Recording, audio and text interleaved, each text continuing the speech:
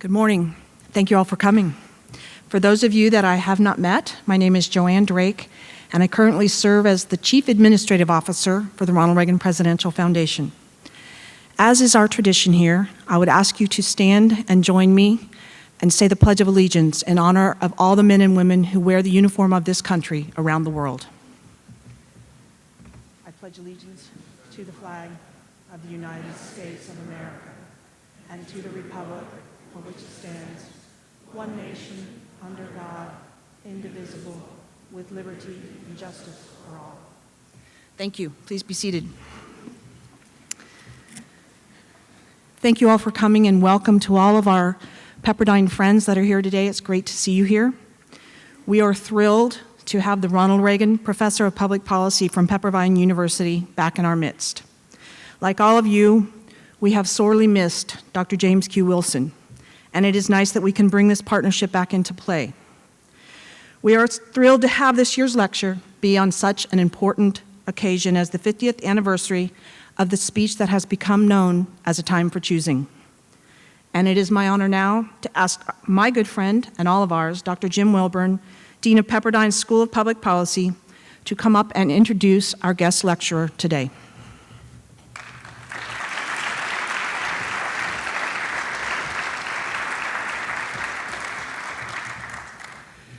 Well, thank you, Joanne, and it is great to be back.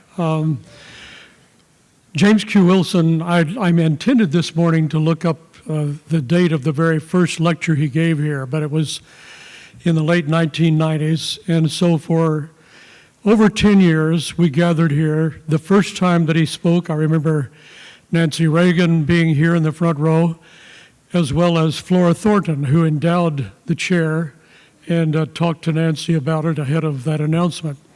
So it's great to carry on that tradition today with our current professor of the Ronald Reagan professor, Stephen Hayward. Ronald Reagan had a very close relationship to Pepperdine, as most of you will know. He spoke on our campus for at least 5 different occasions that I know of. He announced our plans to build a new campus at Malibu, right over the hill from the Reagan Malibu Ranch. He later came to campus to dedicate the new campus when it was complete. And then he came back in January of 1979 when he had just returned from meeting in Europe with Margaret Thatcher and Helmut Kohl. And the decision was made just as Churchill gave his Iron Curtain speech on a university campus, and the Marshall Plan was announced on a university campus. Ronald Reagan came back from his visits in Europe to announce a new vision of the role of the U.S. in world affairs that would not settle for détente with an evil empire, but would take a new direction, and he chose to do that on the campus of Pepperdine University. And then again, after he was president and returned home to California, he came to meet with our students, and they gathered, and at the end of a question and answer period that was very lively, the students gave him a surfboard. Now, next door here you'll see Air Force One and Marine One, and he now has a big surfboard that says Pepperdine on one side, and it says Surfboard One on the other side. So he's was very familiar with Pepperdine, shared with Mr. Pepperdine himself kind of a Midwest evangelical upbringing, and he knew who Pepperdine was. Today is a special day because the speech is being discussed at Pepperdine from early in the morning till late at night. We're delighted that we're here today as a part of that. One of our regents, Mike, I don't know if you knew this, one of our regents, Peter Johnson, came here to the library recently to interview some people to prepare a piece for CNN on Fox News this morning. So the speech given by a Pepperdine regent, given attention by Pepperdine regent this morning started the day. About 2 hours ago, 6 o'clock in London, which would be, I think, 10 o'clock here, a little over an hour ago, Colleen Graffey, who is one of our professors at Pepperdine, was giving a speech about the speech of Ronald Reagan at the Institute for Economic Affairs in London, an outstanding and highly regarded institute there. And then tonight in our library on campus, again, there is a featured program featuring the speech of 1964. So we're delighted to be a part of that today in a morning till evening celebration of a speech. If you were on our campus, you'd see the posters over campus that say, "This is the speech that changed the course of history." When we started the School of Public Policy, we had Mikhail Gorbachev come and spend all afternoon with our students. We didn't announce it. We didn't even invite the president of Pepperdine, just the students, my wife and I, and one of our professors. And he spent about 2 hours with our students. And it was clear not only that he had a very close relationship to Ronald Reagan, but that the coincidence of these two people coming together when they did really changed the course of history in a way that ended a very serious Cold War with no blood being shed. So Ronald Reagan influences Pepperdine continuing even today. It's my delight at this time to introduce to you the Ronald Reagan professor, Steve Hayward, who will introduce the program with a number of his own comments and then introduce a panel. Steve Hayward was, until recently, the F.K. Weyerhaeuser Fellow in Law and Economics at the American Enterprise Institute in Washington, D.C. for about a decade.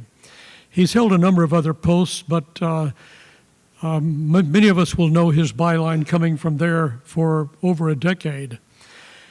He writes quite often about environmental affairs, about presidential leadership, he has a great book on greatness, which is about Reagan and Churchill.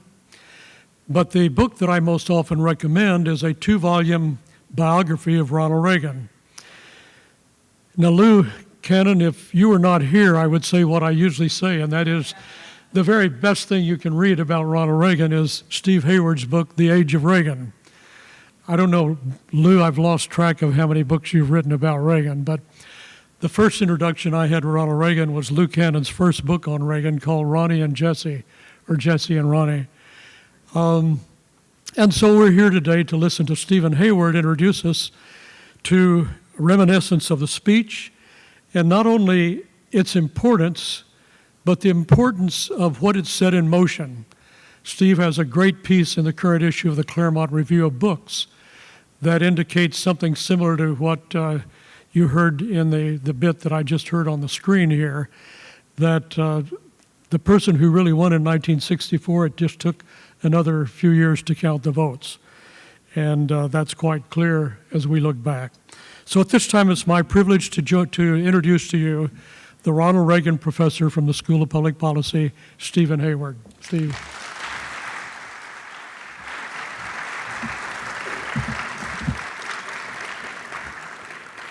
Well, thank you, Dean Wilburn. Thank you, Joanne. Hi, Duke. I always have to say that.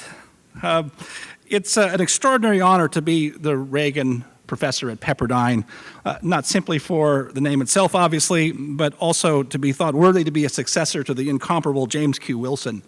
If you're not familiar with that name, he was one of the towering giants of political science in the 20th century and into the 21st century. And if I can do 1/10 of what he did, I'll count myself as a success, and we do indeed miss him. I'm going to be very brief with my remarks, which is a rarity for a professor. Right? What do we say? Professors are people who talk in other people's sleep, not known for brevity. But there are two reasons for this. One is the subject matter. There's something faintly ridiculous, if not presumptuous, about proposing to dilate at much length about a time for choosing. In fact, it's sort of like these people who write long, boring books about the Gettysburg Address. There's a good argument for just sitting down and playing the whole speech and my not doing anything in the way of exegesis. I'm reminded of seeing, about 20 years back, the great physicist Edward Teller, who was, by the way, an important influence on President Reagan in crafting the Strategic Defense Initiative. But I saw Teller once on a panel with some very distinguished philosophers, and he felt a little ill at ease with an audience that was colleagues who were not his usual colleagues. And in his thick Viennese accent, he started off by saying, "I am torn between the desire to speak and the obvious necessity to shut up." That's a bit how I feel, proposing to talk about a time for choosing. The second reason to be brief is the presence here today of Lou and Carl Cannon. Ordinarily, as the Dean and I talk, this is a sort of set-piece formal lecture, but as I said, the auspicious anniversary of A Time for Choosing calls for something different, and I think it would be more interesting to have a panel discussion with some other people, and then also that's a good way to involve the audience in questions, which we will do in due course. And my first and only choice for the panel were Carl and Lou Cannon. Lou Cannon, for the obvious reason that he is the dean of political journalists who covered Reagan throughout his entire political career from the very beginning in the mid-'60s. And then his son Carl, who's now making his own distinguished career in journalism with the National Journal, the Atlantic Monthly, and chiefly with Real Clear Politics. But beyond just that, the father and son combination and Carl going into the family business, together they wrote an interesting book 6-7 years ago that I think didn't get the full notice it deserved, called Reagan's Disciple.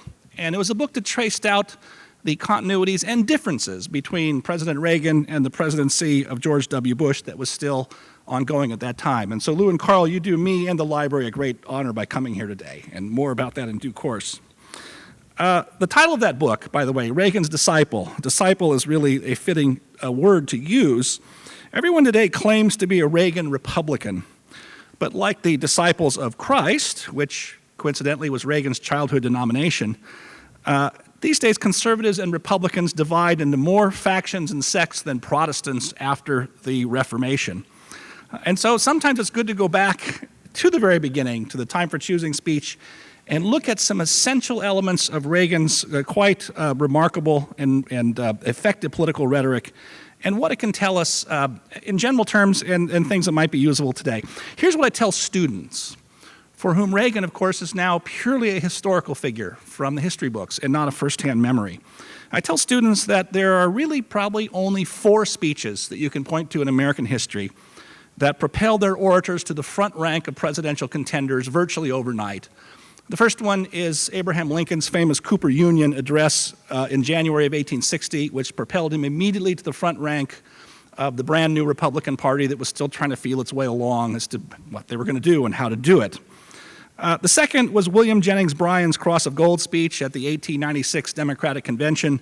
That was back in the days when conventions actually picked nominees at the convention instead of ahead of time like we do now.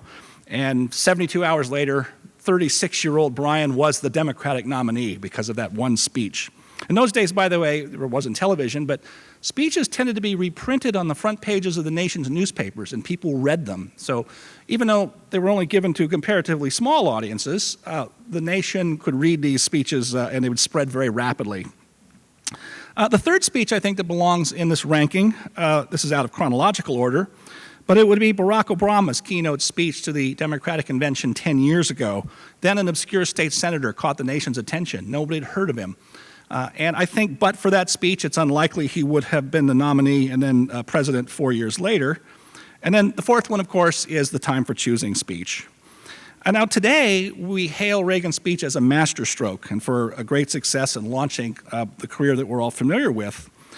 But at the time, it was given amidst the gloom of Barry Goldwater's impending landslide defeat, a defeat which everyone thought meant the end of conservatism in American politics. So the question should be asked, what accounts for the sensation the speech created? Why was it received so differently than Goldwater's speeches, which were substantially the same in terms of their content, on the surface at least? It's when you look closely you start to see some important differences, I think. One of the explanations that Reagan's critics especially like to give over the years, you might recall the charge that he was the Teflon president, is that, well, Reagan is just a more appealing human being. You know, he's good looking, he's got a great voice, he has that background as an entertainer, and he had a great delivery. And all those things are true, and no doubt those things count for a lot. I used to joke that, or still do joke, that Reagan could keep your attention reading from the phone book.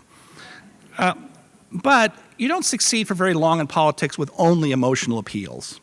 There has to be something more to it than that. And I think a close reading of this speech and a comparison with others, Dean Wilburn mentioned I recently wrote a long analysis of Barry Goldwater's famous convention speech from 1964. Some of you may remember that most famous line, extremism in defense of liberty is no vice, not a vote winner, really. But that was a very good speech in certain ways. But Reagan's speech is different. And there's 5 traits to the speech that I think come into view when you look at it. The first one is that Reagan manages to treat very controversial issues while eschewing or transcending partisanship. And this is a very tough and ideological speech. He's delivering hammer blow after hammer blow on liberalism and the Democratic Party. But on the other hand, he portrays his views not as ideological or partisan Republican views, but as he puts it, common sense. Here's one quote from the speech that I think might have been in the clip. You and I are told increasingly that we have to choose between a left or a right. Well, I'd like to suggest that there's no such thing as a left or right. There is only an up or down, man's age-old dream, the ultimate in individual freedom consistent with law and order, or down to the ant heap of totalitarianism. Well, that's striking a different note than extremism in defense of liberty is no vice, if you think about it for a moment. And as I say, that kind of transpartisan rhetoric, although it may not hold up to a close logical analysis, because as I say, the rest of the speech is Reagan arguing that Democratic Party liberalism is leading us to socialism. He says that directly, or is leading us to totalitarianism. The implications are clear. And yet, he does what most of the most successful orators have done. I think you can see this in some of Franklin Roosevelt's campaign speeches. Roosevelt, who was one of the models for Reagan, of course. But you also saw it, I think, in that the most widely recalled line from Barack Obama's speech in 2004. Remember, he said there aren't red states, there aren't blue states, there are only the United States.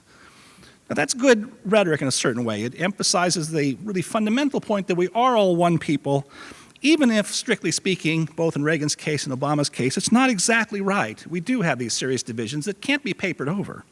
But still, I think the kind of rhetoric that doesn't divide people deliberately is very important, and I'll come back to that point. The second thing to notice about Reagan's technique is his skillful blending of facts and figures and narratives and stories to illustrate a larger point.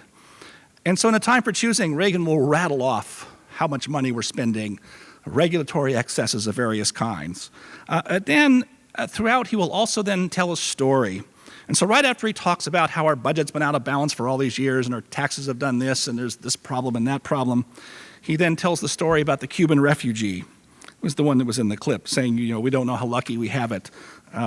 If we lose freedom here, there's no place to escape to. This is the last stand on earth.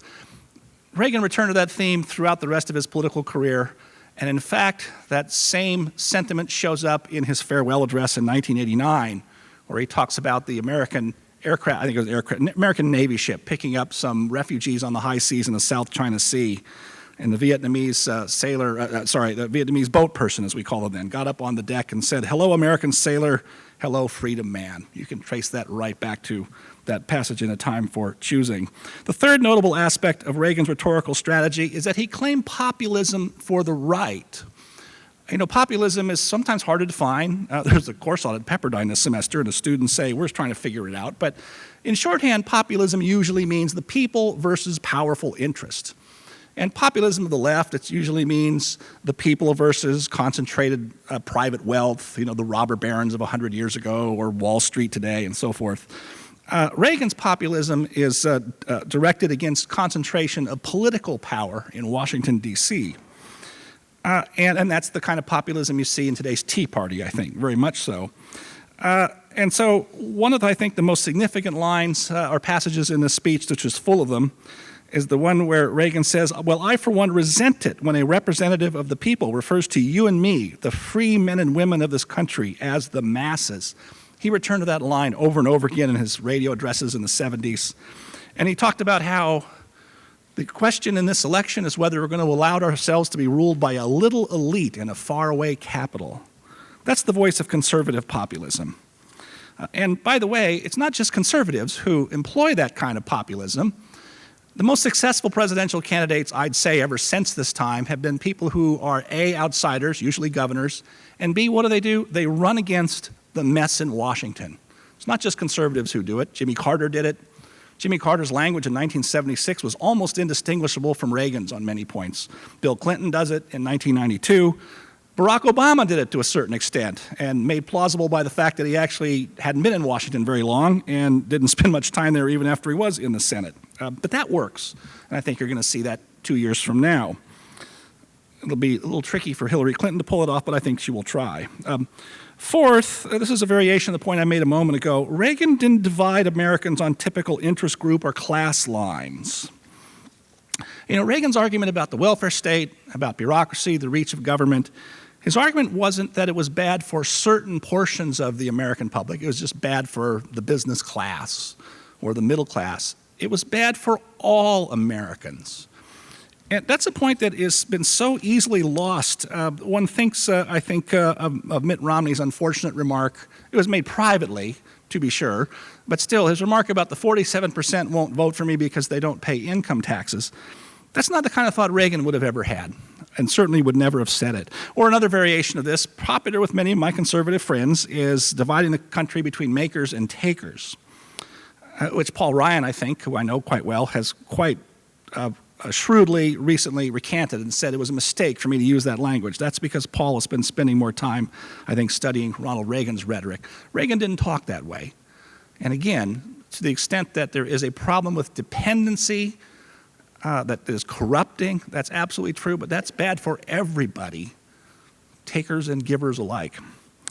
And that's a theme that Reagan returned to, especially in the 70s, between 76 and 80, when he gives a number of speeches talking about how the new Republican Party, as he's calling it after the disaster of Watergate, needs to reach out to all Americans, right? The hard hats, the cop on the beat, he'd say.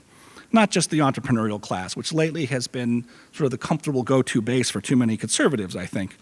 Fifth and finally, Reagan was masterful in appropriating the heights of the American rhetorical tradition, or to put that more directly, all great orators borrow from the greatest thoughts of the past. In one of the film clips, you saw Reagan borrow word for word the famous words of Patrick Henry, "Is life so dear or peace so sweet as to be purchased as the price of chains and slavery?" We have a rendezvous with destiny. That's a line from Franklin Roosevelt.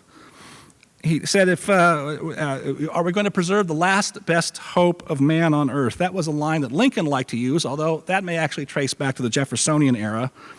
And he did quote Winston Churchill directly, but then at the end he said, are we going to preserve the last best hope on earth, or are we going to embark on 1,000 years of darkness? Well, 1,000 years of darkness, that's the phrase that Winston Churchill used in August, September 1940 to describe the stakes facing England and the Western world at that dark hour. But for Reagan's utter sincerity and for the way that he often appropriated the logic of people who came before him, you'd almost charge him with plagiarism. But as I say, the right way to think about that is, as great orators borrow from the past. Now, the ending is, although there's optimistic, preserving the last best hope on earth, I think what ought to be said about this speech is that this is something more of an angrier Reagan than you came to appreciate later. There was no shining city on the hill yet. There was not yet America's best days are ahead of us, which of course was the ending of his last public communication with us all in 1994. But you saw all the elements of it there in that speech. And I think that the lesson that you should take from A Time for Choosing, especially for any people who might be either participating in politics, advising candidates, thinking of being speechwriters, is that effective political rhetoric is sharp and subtle at the same time. It's not easy to emulate. This was not, this came after years of practice for Ronald Reagan, mostly out on, as they called it, the mashed potato circuit for General Electric. But it's not easy to emulate, though my frustration today is that I don't see many people, either Republicans or Democrats for that matter. I think political rhetoric in general is pretty poor shape these days. They don't seem to even take the trouble to try very hard. The one other thing I think you should take away from looking back now to Time for Choosing is it dispels the perception that today's Republican Party has somehow moved sharply to the right. If you go back and read, I recommend doing this, by the way, it's great reading. Go back and read Barry Goldwater's huge selling book, Conscience of a Conservative. That book sold something like 10 million copies in 1962, 63. You read that book today or read the Time for Choosing speech, And it doesn't sound any different from what people in the Tea Party or most conservative Republicans say today. And so sometimes you hear today this, to me, astonishing claim, sometimes made by liberals who are afraid that Reagan and Reaganism might make a comeback, and sometimes from Republicans who are understandably frustrated that they aren't able to measure up to the gold standard of Reagan's excellence as the great communicator. They say, gosh, I'm not sure Reagan would succeed today. You know, he was too moderate or something like this. And I just find this astonishing and sort of simply say nonsense. So I'm going to, at this point, draw my formal remarks to a close and invite Carl and Lou to come up here to the stage. And I think the crew will come, Joanne, right, and move this podium out of the way so you can see all of us. And in the fullness of time, what we'll do is we will have microphones in the aisleways, and I'll call on people for questions. But we'll come to that in a little bit after I draw Lou and Carl into this conversation. So have you got?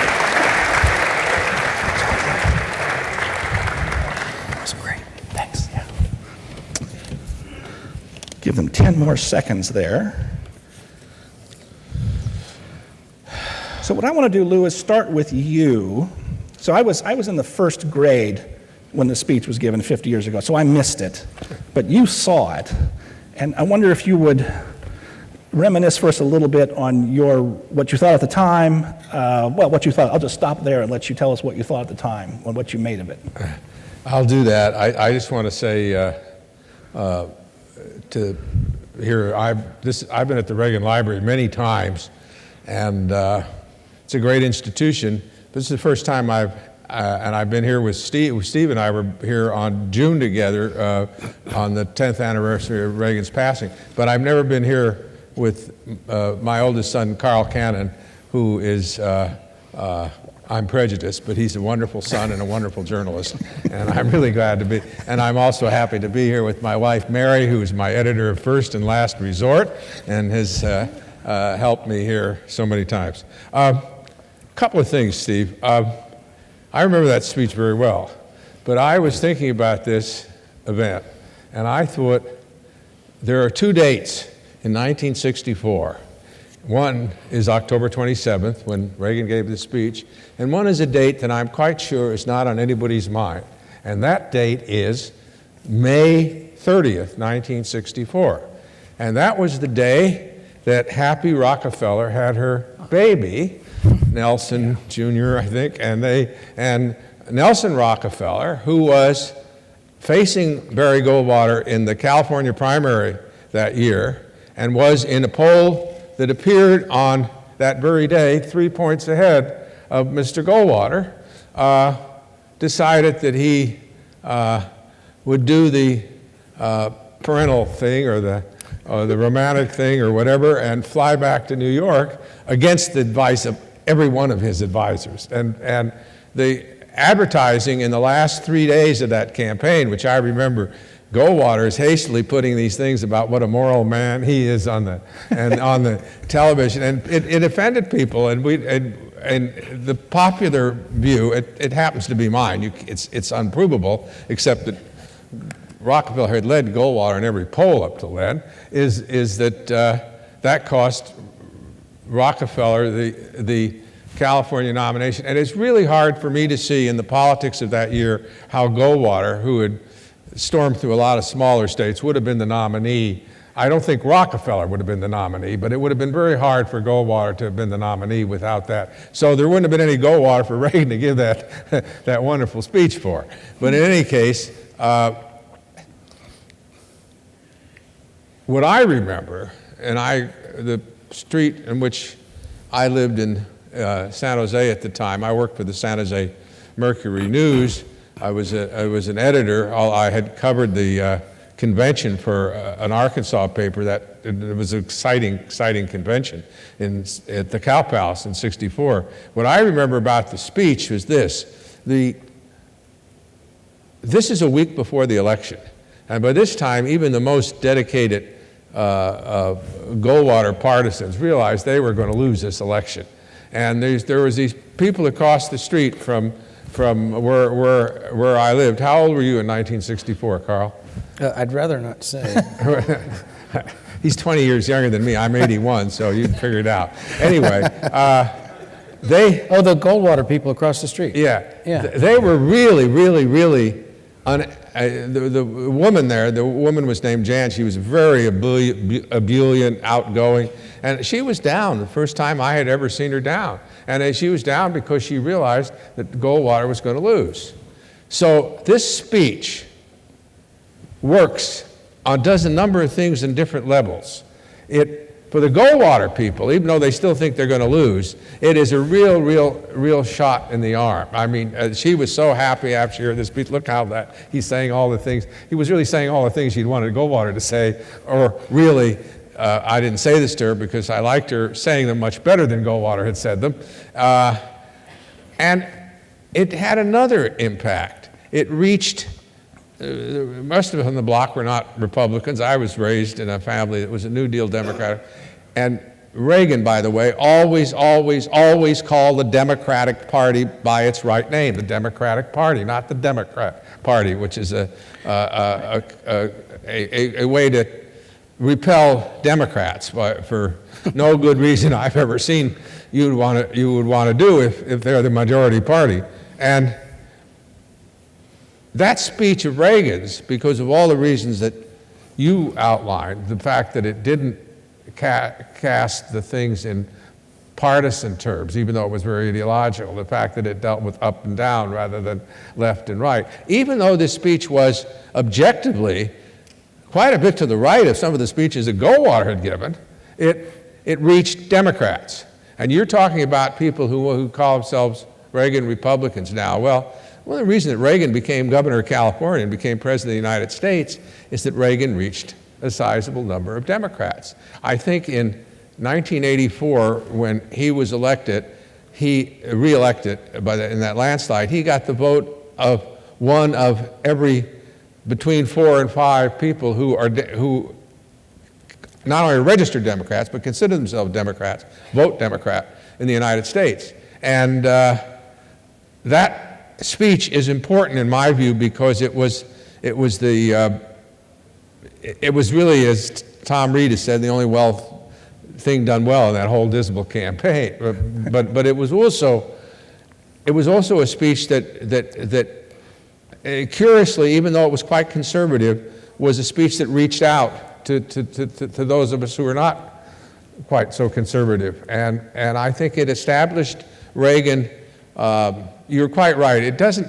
It's actually not my favorite Reagan speech. It doesn't have that optimism, which I came to associate with Reagan, that lovely optimistic quality that is just larded through his speeches, where he makes you feel the world is going to be better. But what it does have is this beginning of the reaching out.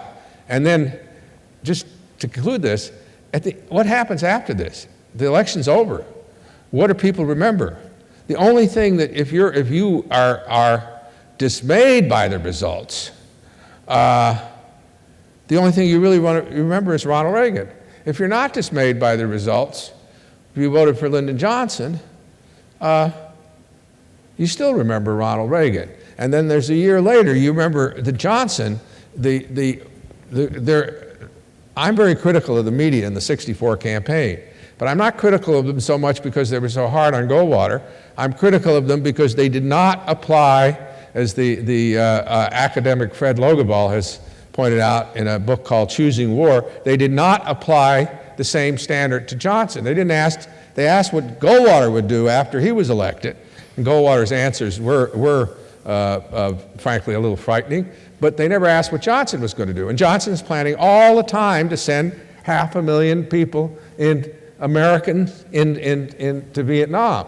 So the conservative joke a year afterward became, they said that if I voted for Goldwater, we'd be in war within a year, and I did, and we are. And so I think the confluence of what happened, the fact that Goldwater lost by so much, the fact that the Reagan speech was so resonant, and then what Johnson did.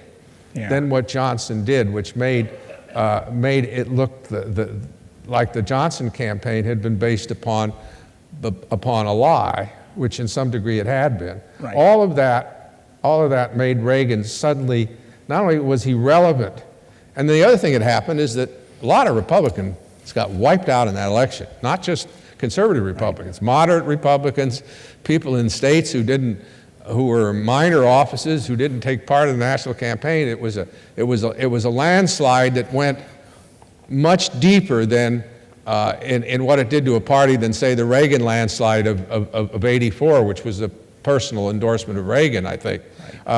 So what happens is we are now in 1965, and there aren't any Republican leaders left in office except Reagan and Rockefeller. Reagan's not in office, but if there had been a lot of Republicans in office still, I don't know that everybody would have turned to Reagan, but they did. Well, quick follow-up on that. It was within a few months, the idea of Reagan running for governor was being floated. What was your first impression of that idea, and what did people in the press corps around you make of this? I mean, was Reagan as just Goldwater with a suntan and a better voice? Well, I've missed so darn many things in my life.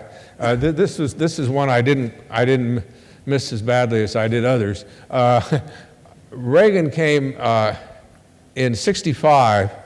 He was doing what we would today call an exploratory candidacy, and what Reagan was doing was he was going to small, relatively small cities. He never went to L.A. or to San Francisco or San Diego, and giving his speech to show people that he was not just an actor who's somebody else who can mouthing lines that somebody else had written for him. And he'd go, Sacramento, where I heard him, was the biggest city I think he was in. Some of his people call these out-of-town tryouts. And Reagan would come into and he would give make a few general remarks and then take questions. And he did quite well of it. And so this is like the summer of '65, and I come back and my editor asked me, I call him up, and it's just the editor in the afternoon paper, and he said, well, what did you think of Reagan? And I was there, I wasn't writing about him, there was a lunch, and I said, well, Art, I don't know anything about him, but I don't know why somebody would want to run against somebody who everybody knows and everybody seems to like. You see, in those days, those of you who are of my generation will remember this, Reagan was familiar to everybody. He started with total name recognition. He'd been on, most of these people had seen his movies. Most of the people had seen him on Masterpiece Theater, where he's the host for many years in television. And after this speech, they all came up and wanted, I know they weren't asking for his autograph, but the reporters were all crowding around him. They wanted to talk to him. And Pat Brown, who was a governor, he'd been a good governor, but his people were absolutely convinced, partly because of the Goldwater landslide, that people would never elect anybody who was conservative, and partly because they were all from Northern California and San Francisco, and they didn't realize that, they had a contempt for the acting business. Well, George Murphy was senator. Right. I don't know why their idea was, boy, if we can just nominate Ronald Reagan, that's the only way Pat Brown can win. And, that's the ultimate example in politics of be careful what you wish for. That's right. Carl, let me turn to you and get your impressions. This is kind of a generational thing. I mean, we're close to the same age. And, I remember growing up, he's this old guy, right? He slicks back his hair. He probably dyes it. These views are, sort of crazy, right? It was the milieu if you high school and college in those days. What was your first impression? Or did you come through Dad? Or did you have your own secret impression you concealed from Dad? Or how did you regard it all? Well, we were talking earlier, my dad and I, about 1964 and what I remembered. I said, I remember a lot of '64. I remember Ken Boyer hitting a grand slam in the World Series, and, things like that. I was 10 during most of that campaign. But the family that lived across the street from us, I think the street was called Pasatiempo Drive. It was a little street with maybe 4 houses on each side of the road, and this Goldwater family was Austin. They had all the Goldwater stuff out on their yard signs. And I went over there, and we bought some Girl Scout cookies or something. I went over to pick them up, and this would be 2 weeks after the election. And the woman that my father mentioned was having what we'd call in New Hampshire politics, a coffee klatch. Right. And it was Reagan for president. And it just astonished me. And I think it was the first time I heard Reagan's name, actually. I didn't, the speech, I was 10, 11, just turned 11. But Reagan for president. And my father has unearthed a letter, it's in one of his books, where Maureen is writing her father letters in this period, the period you referenced about whether he wants to become governor. And he says to her, what does he say? He says, I could be president. What do you think of that? Remember? The Maureen, he writes this to Maureen, Reagan does. So, from the moment, Reagan's ambition is this great, and that speech, it's the wreckage for these Goldwater people, and they start building it. So you and I come to it later. That was what my follow-up question was going to be. So coming to it later as I did, what particular things do you make of it, or what strikes you in it that? I did what you did, Steve, and I have to tear up most of these notes because you said it. Well, but that's my job. There's actually two things. I covered the White House for 15 years, all of Clinton, and the first 7 years of George W. Bush. And you watch this speech, and what's interesting about it, both of you have mentioned, that you don't see the smiling Reagan, that he's learned to do that later. But he's outlining themes we're still arguing about 50 years later. He sets the stage for the battles. He quotes in the speech, Art Hoppe was a great San Francisco newspaperman. I hear some people nodding their heads. And he was asked after the election the question my dad was talking about, the coverage. It was article of faith among conservatives then and now that coverage was unfair and one-sided. And it is true, it was one-sided.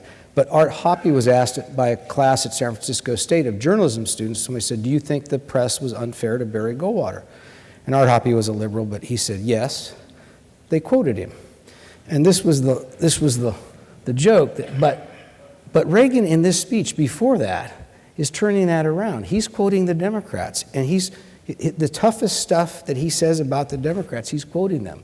And he says, he quotes Senator Fulbright as saying that the president is hobbled, President Johnson's hobbled by the task before him, by the restrictions of power imposed upon him by this antiquated document. He's talking about the Constitution of the United States. We're still having that conversation. Liberals have learned not to call the Constitution this antiquated document. They say living Constitution, which is Reagan-esque. Which means it's dead. It's a lot more. It's the glass half full. Right. And but we're still having that. It's this fealty to the Constitution and constitutional principles. It's what animates the Tea Party. It is every Tea Party people, and there's different groups. They're all over the map. There's a Green Tea Party now in Georgia. They're environmental Tea Party guys. The Green Tea Party, I like. But it's the one thing that animates not only all the Tea Party people, but mainstream Republicans. It's the unifying force in this Republican Party. And one other thing about that, Reagan practically anticipates in the speech the Kelo versus New London decision, the eminent domain decision where a town in Connecticut basically thinks they destroy a neighborhood to build a mall or some office park that loses tens of millions of dollars. It's another thing conservatives are united about. The decision's 5-4. Sandra Day O'Connor, who Barry Goldwater got Reagan to appoint to the court, writes the dissent in that case. And so you see this, it's this continuum, and Reagan in 1964, he lays it out, this fight between smaller government and government is the answer, and it's all right there. It is an amazing thing to go through most of Reagan's writings and speeches. He talked about the Constitution, and just the way you talked about it, more than any other Republican that you can find. It's amazing how few of them talk about it the way he did. And yeah, he had something there. Well, and that's why, Steve, you made the point. It's not just some liberal writers who say that, who like the conceit, Reagan couldn't be president. Reagan couldn't get the Republican nomination today. President Obama has said this. He said it directly. Well, of course, it's ludicrous. A political party they get a Roosevelt or a Reagan. You get them once every 50 years if you're lucky, once every 100 years if you're not. Yeah. Guys like Reagan always get nominated. One of the reasons for that is that if you're talking about the Republican Party being the right, further right, is what issues you're talking about. If you're talking about this, what we call now, so it's particularly abortion.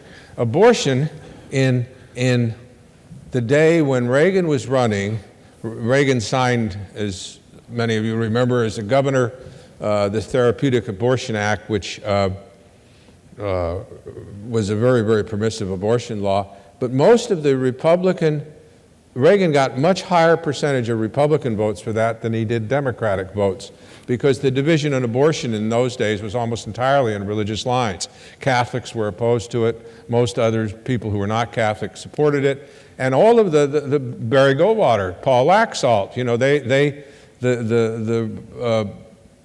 business of we don't want government in the bedroom or the boardroom was a mantra. And so you didn't, in that sense, to the degree that that issue has become a dividing line. If you want to think of that as a left or right issue, I don't. The party is more right, but of course we all thought then, and Justice Ginsburg has said, and she's very, very critical of Roe v. Wade, we all thought that at the time, and Reagan thought, although the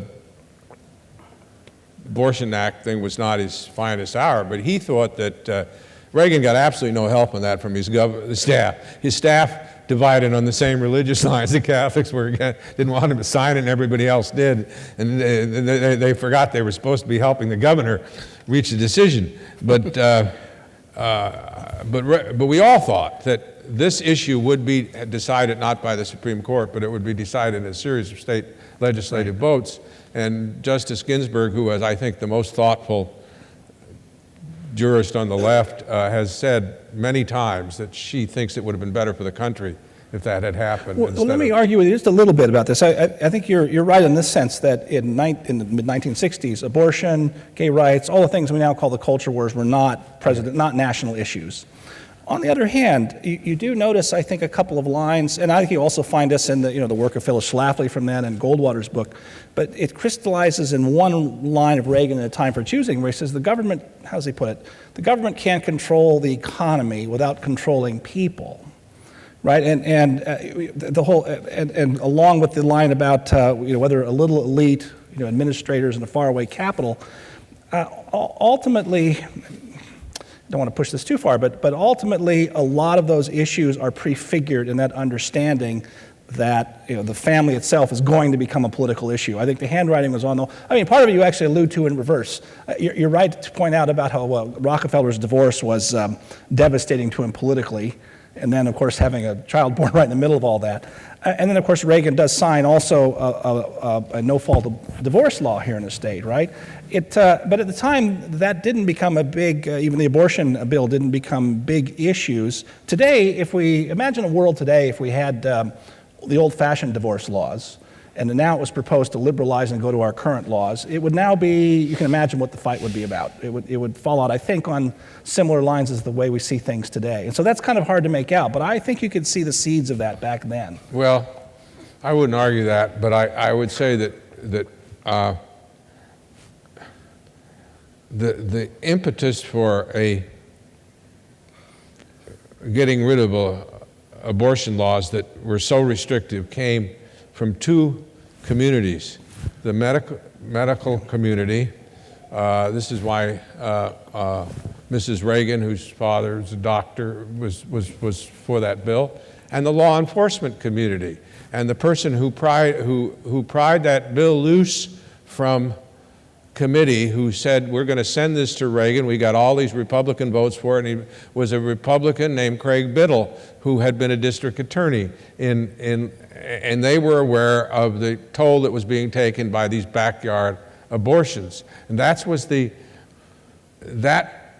debate was being carried by people who were traditional members of the Republican constituency. So it's not so much of a left and right thing, but as it was as a Republican thing, and it kind of replaced, not fully, but it replaced the religious debate, because you now have Catholics who are permissive on abortion laws, and you have other people who are not. And it's just a different set of issues. My argument would not be that it's more right or less right, but that the the battleground is different. Well, I do recall from your reporting that the most ferocious opponent of that bill was John Vasconcellos, who's otherwise extremely liberal, right? Well, John said, may he rest in peace, he passed away months ago, that he was against the taking of the human life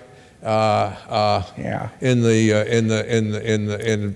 Vietnam, or the womb, or the execution chamber. He was against capital punishment. He was against the abortion bill, and he was against the Vietnam War, which at least has the, I suppose, the appeal of consistency. Right. Carl, I wonder if I can draw from you a little bit from your book with your dad, Reagan's Disciple, and then we'll turn to questions in the audience after this answer, if you want to get some questions ready.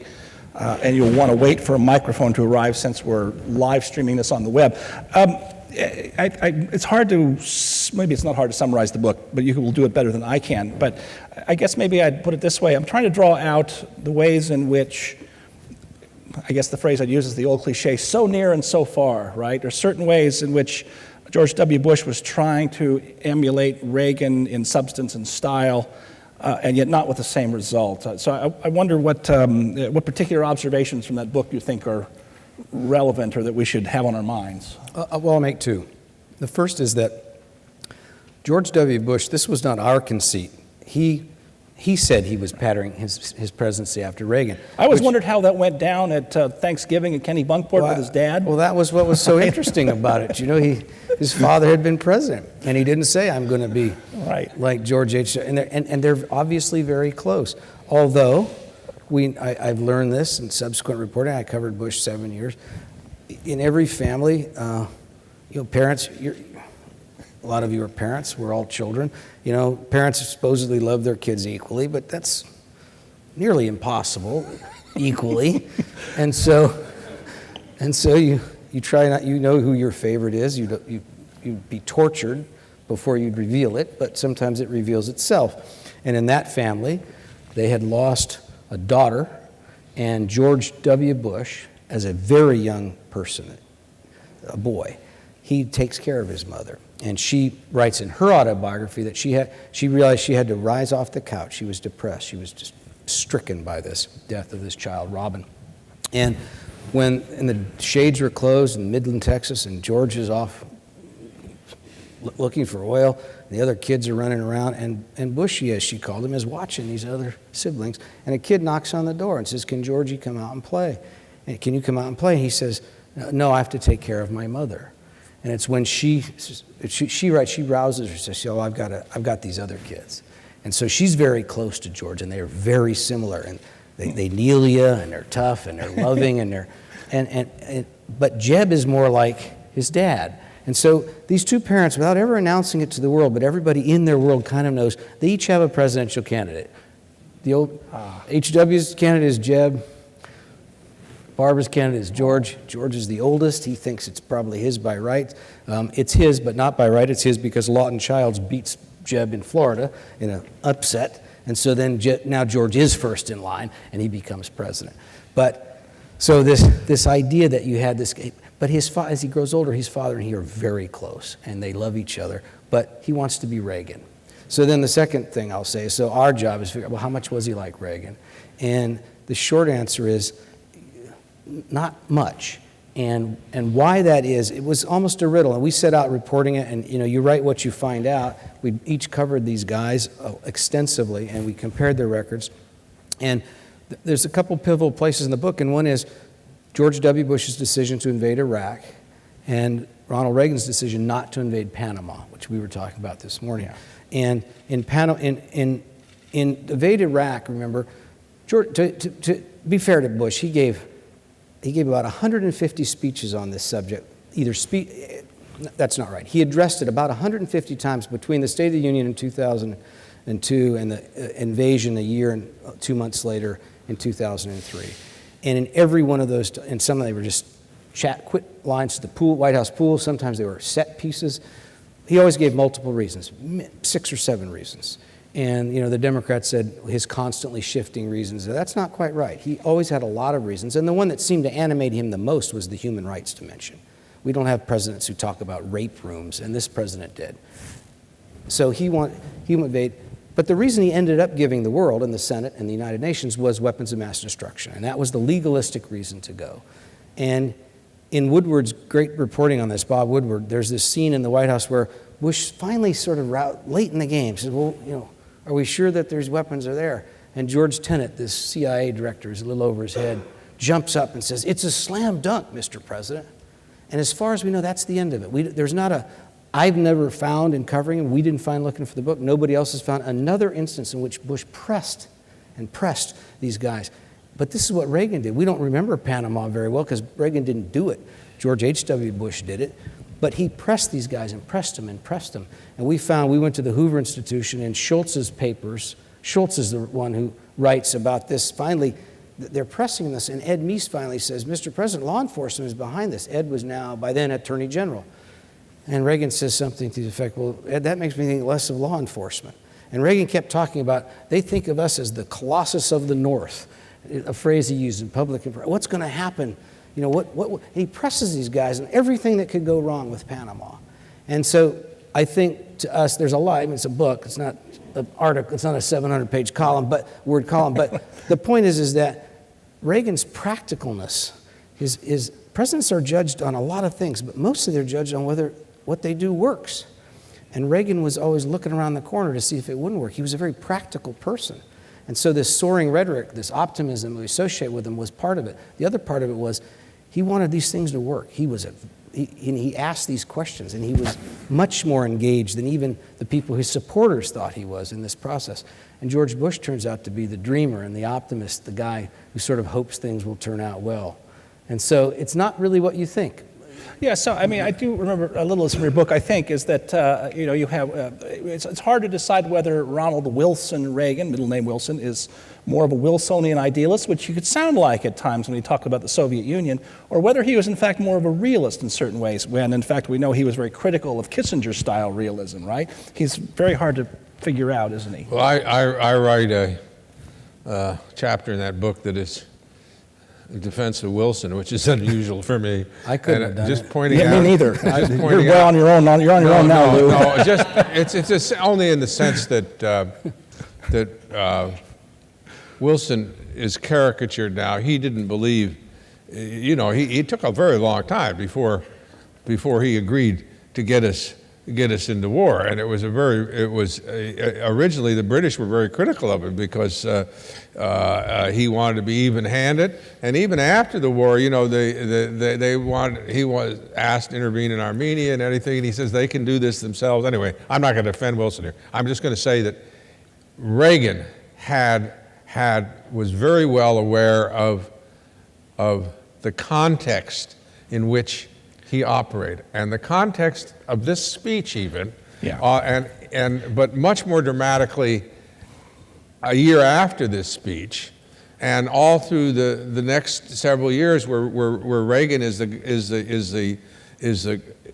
becomes a governor, is this Vietnam War, which drags on and on. And yes, it isn't as long as the Iraq War, but we lose 10 times the number of troops there, and the civilian casualties are horrendous. And Reagan is very aware of this. With this, he does, which in my writing and my analysis and research, makes this great mistake of deploying too small a force to Lebanon. But beyond that, you don't find, and of course what happened there, the bombing in the Beirut in October 1983, that killed 241 Marines, reinforces Reagan's feeling. He did not believe in loosely using American power abroad, and particularly ground troops. He quoted to me more than once, and I remember him saying, about MacArthur not fighting a land war in Asia. He was aware that General Eisenhower would not send and help the troops, the French at Dien Bien Phu, feeling that if they couldn't do it themselves. And so there was, always in Reagan, I think, a sentence, prudence is the word we assert with George H.W. Bush, but there was a prudence of Reagan, and large. I think that's because I think it's because it was inciting, but I also think it was really reinforced by the experience of the Vietnam War. And Reagan was neither, his rhetoric could be a little bit bristling at times, but he was never eager to send Americans in harm's way. Let me see if there's a question from the audience, and while someone is, there's a young lady over here, I think, or you're just the microphone holder. Raise your hand if you have a question or a comment, and I'll just say while someone is getting up their courage, no one ever wants to ask the first question. It's always that way with students. Everyone wants to ask the There's last one. I'll just say this, there is in the speech, and then I'll call the gentleman here on the row, there is in the speech, and we probably should have drawn our attention to it, where Reagan is criticizing what's going on in Vietnam already, which is still very little, saying we ought to have a better reason and a clearer strategy for this than we have. And right? it's actually one of the more neglected passages in the speech. That's right. Yes, sir. My question is obvious, I guess. Do we know for sure that Ronald Reagan wrote that speech in a complete? Oh, yeah, I think we do. No speechwriter? Sorry, I didn't hear Yeah, the question was, do we know for sure that Reagan wrote that speech? Oh, yes. Oh, yeah, absolutely. He was writing his own material back in the 50s, touring. 'Cause this speech, as he explained later, and people who heard him speak in the 50s will tell you, this was not brand new to people who'd heard him in small audiences like this one. He'd been giving variations and parts of this speech for 10 years while touring the country for General Electric. Yeah, this speech was Reagan always called it, and the people around him would call it the speech. Yeah. He had actually honed this speech before audiences. The General Electric was the most progressive company in America because of Ralph Cordner, their chairman, who Reagan idolized, and it was very decentralized. And Reagan would go in and he would speak in these towns, and he would scribble on. He traveled. His contract, because he was afraid of flying, his contract with GE required him to travel by train. And Reagan would write these speeches on the train. In every town, he'd look at the newspapers, he'd rip out little things in the newspapers, incorporate them. And he'd been developing this speech for a long time. And I think there was a lot of things that he was a very good speaker, but Reagan really paid attention to his audiences more than any politician I ever covered. That's right. He knew what worked and what didn't work. And Reagan could be ruthless. I'm not going to bore you here, but there's an anecdote I have in mind. If something didn't work in his speech, which means to say the audience didn't respond to it, it wasn't in the next speech. Yeah. So by the time he's given this speech for Goldwater, he knows what works and what doesn't. And we know from the manuscripts of things like the radio addresses that he was quite a good editor and wordsmith and could really move words around. And no, there's no doubt about that. Does someone else have a question from the audience? There's a lady here in the second row. Wait for the microphone to come to you from over here. When I look at the earlier speeches, they seem more kind of negative in tone, and once he gets to the White House, I believe I see a sunnier delivery and personality.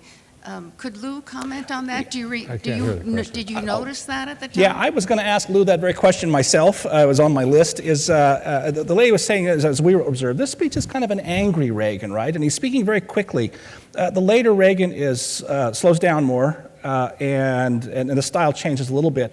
And so you watched him this whole period, and I wondered if you think, did he change his style and substance? Was some of that just age and maturity? Or did you notice what we're after here? Yes, I've thought a lot about it too.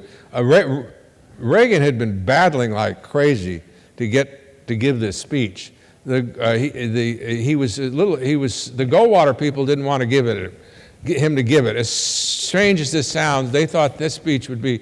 They're on the verge of being wiped out, and they thought this speech was too controversial. Also, there was fight. Their ad agency didn't get any money from it. There was that kind of a fight. And Reagan was really ticked off. He'd been Holmes Tuttle, one of his original backers, and said, "Boy, you ought to give this speech nationally." And Reagan said, "Sure, it's a good idea." And then they couldn't get the Goldwater people to agree. That's why it's given so close to the election. Finally, Dennis and Kitchell, Steve Shattuck, all the Goldwater people didn't want.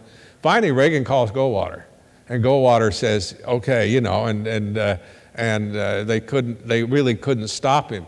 But I think lots of times we get the tonalities of Reagan's speeches, and we don't know why. You hear him on the Berlin Wall speech, where I was at, and I thought it was the greatest speech. I still get shivers hearing it, and I played that thing a number of times.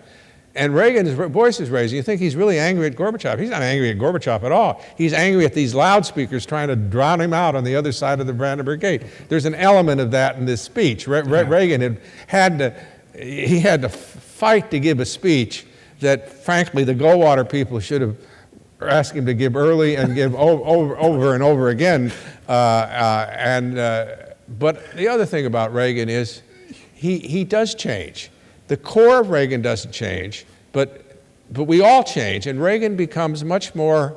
Craig Shirley thinks he's more of an Enlightenment figure in later years. He reads, minus the rejection of faith. He reads. He starts quoting Tom Paine more. He becomes more interested in the individual. After he wins the presidency, he is, in the phrase of the Lasky phrase, he knows the presidency is the representative agent of the nation. And he sees himself as speaking for all Americans and to all Americans. And he's naturally a fairly happy man. And I think this optimism reasserts itself. And I think the optimistic Reagan, this speech is huge, immensely important, more important even than Steve's analysis of it. It was brilliant. But it isn't my favorite Reagan speech, because my favorite Reagan speeches are the speeches like the ones he gives at Westminster in 1982, or the ones he gives in Berlin, or his last wonderful neglected speech, all of which are saying, are not about him, they're about us. He's saying, what makes a difference is you, not me. Yeah. He really does, it really works because he believes it. We have time for one more quick question here, and I got the gentleman over here had his hand up first, I'm afraid. Sorry. Well, thank you so much. This is very interesting. You've mentioned some of his qualities, which is his practicality, his understanding what works, and also his optimism. It seems to me that his courage, which he was willing to speak truth, he was willing to challenge Gorbachev, that seems to be one of his qualities that I remember most, and I believe is one of his greatest legacies. Carl, can I throw this question to you, because you now observe subsequent presidents up close. This question of courage, A, on the merits of it, and B, if you care to, how it compares to his successors in the courage department. Well, the second part's hard, but I'd first gotten to Washington in 1980, just right after Reagan was shot, and was really struck by how Democrats felt about him after that. This physical courage that he displayed, and then the moral courage. What he says to Nancy, honey, I forgot to duck, which is a Jack Dempsey line. Right. I think. Yeah. And he did plagiarize a lot, didn't he? Right. But he jokes to the doctors, I hope some of you are Republicans. This is it's a kind of physical courage that it reminds you of, like, almost a Tom Wolfe book, where he postulates that we should have single designated warriors, that Gorbachev and Reagan can go fight and all these people can be saved. But he has a quality to it. I think the intellectual courage, that was always there. But this was that outward manifestation of it. The other presidents, really, Reagan's come along once in a great while. But, they're all pretty courageous people. There's a guy named Mark Salter, who some of you may know. He's John McCain's voice. He writes McCain's books for him, and he was speeches, and he was chief of staff. And unlike a lot of these guys, McCain gave Salter full credit. He's got a co-byline on the book. But the first time, Salter and I knew each other on the phone the way you do in Washington. But I saw him, he was coming out of the White House. Clinton was president. It was the Lewinsky thing had just broken, and McCain was still in there, but Salter wanted a cigarette, and Hillary admitted you couldn't smoke anywhere. You had to leave the White House grounds. And so Salter's walking down the street, and I'm coming out of an interview with Leon Panetta, of all people, and he calls across the street from me. He says, can this dude take a punch or what? And he was talking about Bill Clinton. Yeah. And in McCain world, that's the highest compliment, that you can take a punch. But I've been thinking about it. The president we have now, this whining he does and this complaining, it's almost unmanly. But it's also unpresidential. Most of them don't do it. But I will say this, and in fairness to Barack Obama.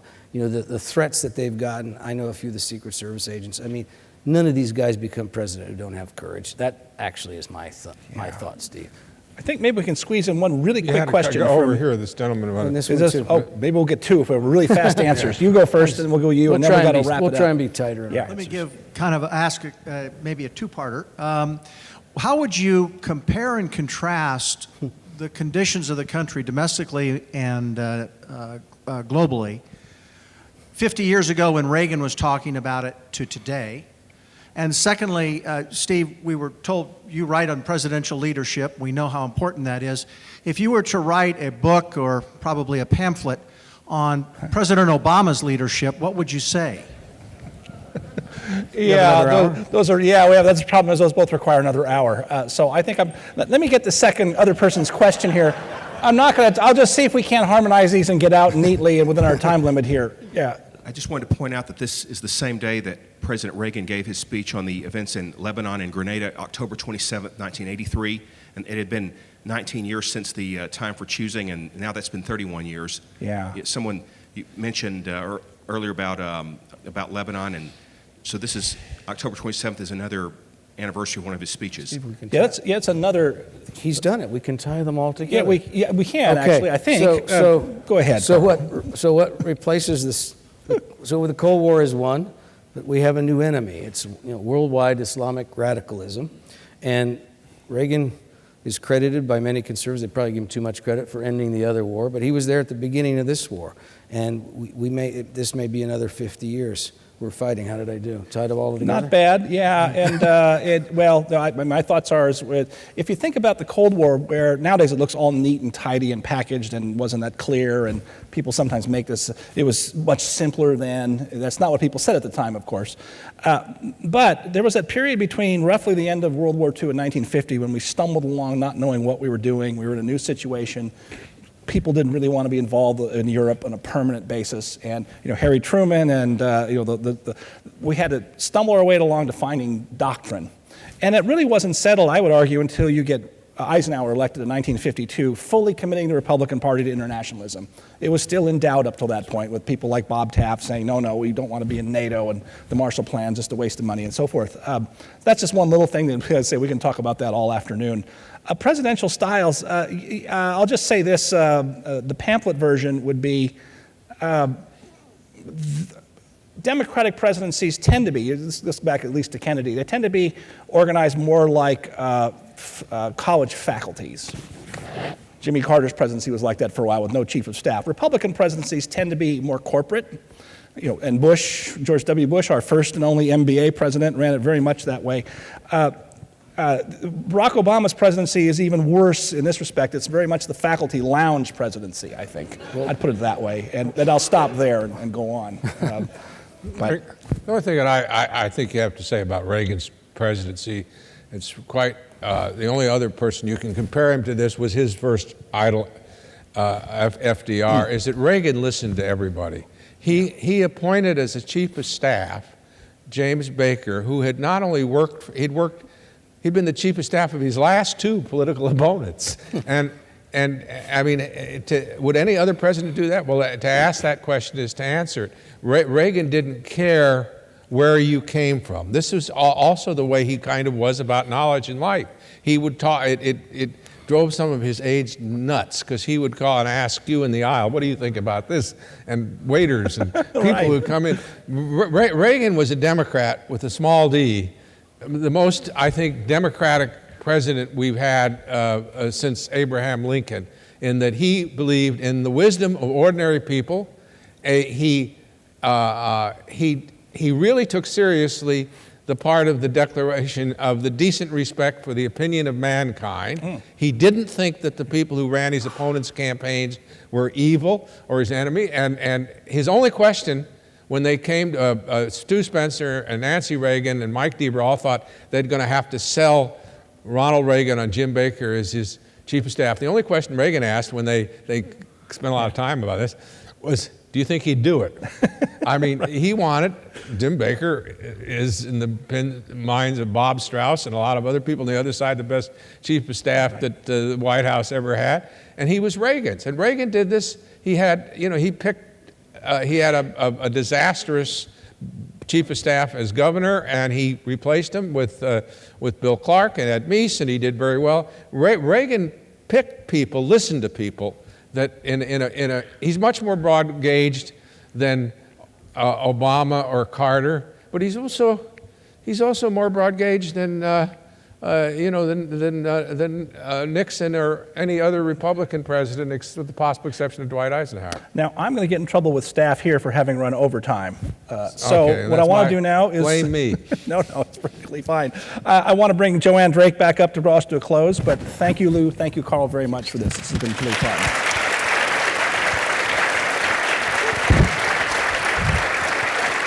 I really just want to say thank you to our esteemed panel. I could sit here for another couple of hours, and I do not recall my college classes being that lively and giving me that much information.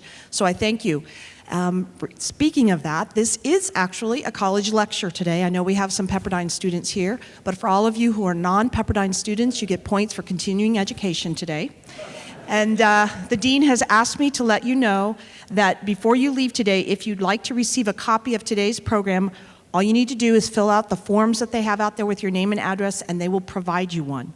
Also, I want to let you know that Steve Hayward, based on today's program, has written a piece that the Washington Post actually published over the weekend. So you can find that, yes. You can find that piece online on the Reagan Foundation website, along with the video that was done specifically for today. So I have been given permission by Professor Hayward to dismiss this class, and I thank you all for coming.